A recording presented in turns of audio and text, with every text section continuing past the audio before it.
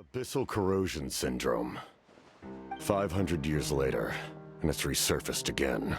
Direct contact with high concentrations of abyssal power causes irreversible mental trauma in most people. The exact presentation will vary according to trauma level. Some will suffer from superficial hallucinations and maintain the capacity to perceive the outside world. In such cases, verbal and physical interaction can be used to break through the hallucination. However, there are also those who are so far gone, entrenched in hallucinations so deep, that medical intervention is the only option. That's why we developed the draught of lucidity. The draught of lucidity? It's a kind of medicine that can dispel the psychological impact of the abyss. The treatment comes with severe side effects, including chronic migraines for the rest of the patient's life, so it's reserved for the worst cases. This man is a devoted warrior, one not easily swayed from battle. That is precisely why it's so difficult to pull him out of this hallucination. If you trust me to be true to my word, give him this. Wretched monsters! Setting up an ambush!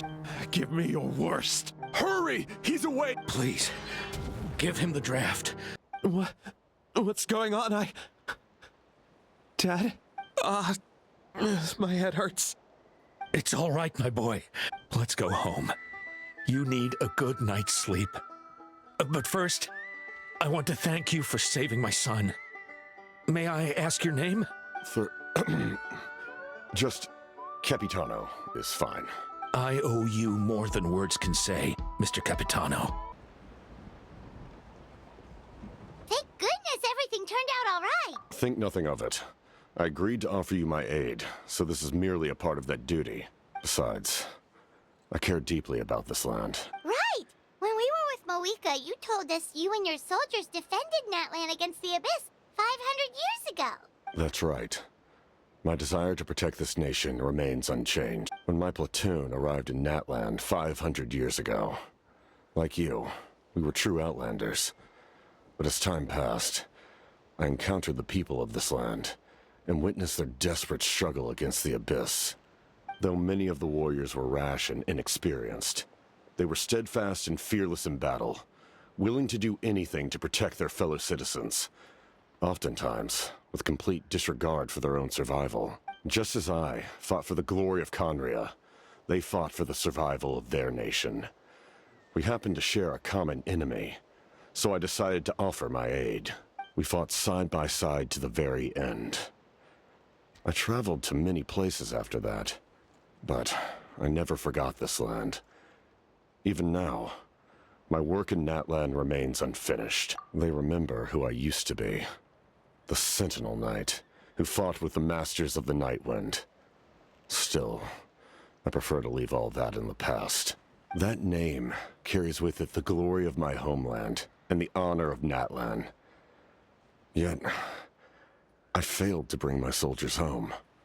And I failed to help Natlan defeat the Abyss. But that's not your fault. The Abyss is way stronger than any of us imagined. You need not comfort me.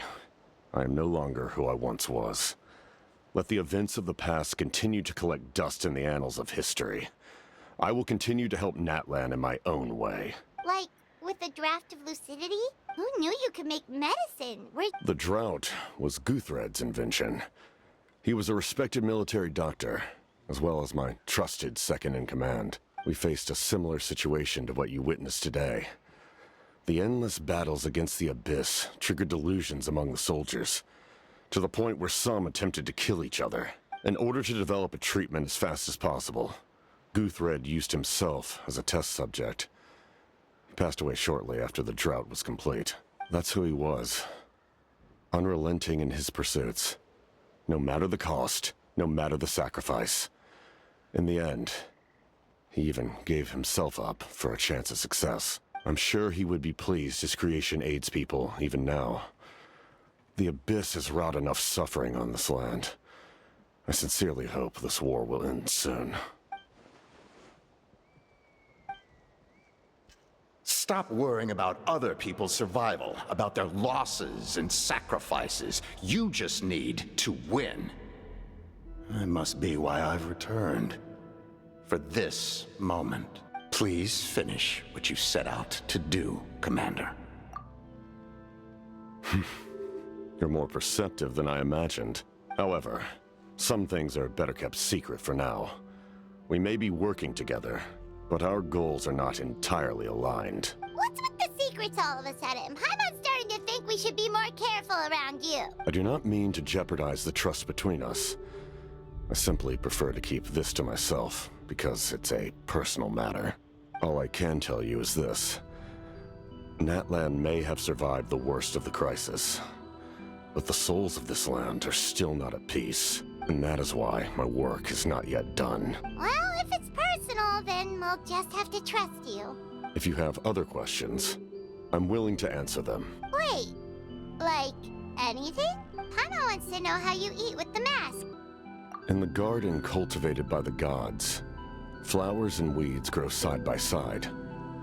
When the weeds compete for nutrients in the soil, the gardener intervenes to inhibit their growth.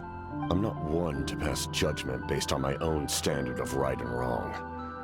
But it is an undeniable fact that she is responsible for my suffering, as well as that of my people. If that explanation is too difficult to understand, allow me to show you exactly what I mean.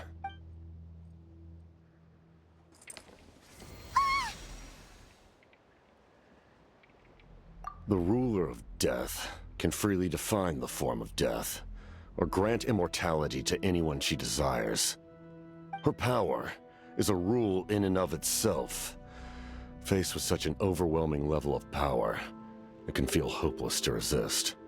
But I am of the belief that, in this world, no destiny is unchangeable, no death inevitable, and no rule unbreakable. So, before the final moment truly arrives, we must fight harder than ever. This is a critical time for you, Traveler.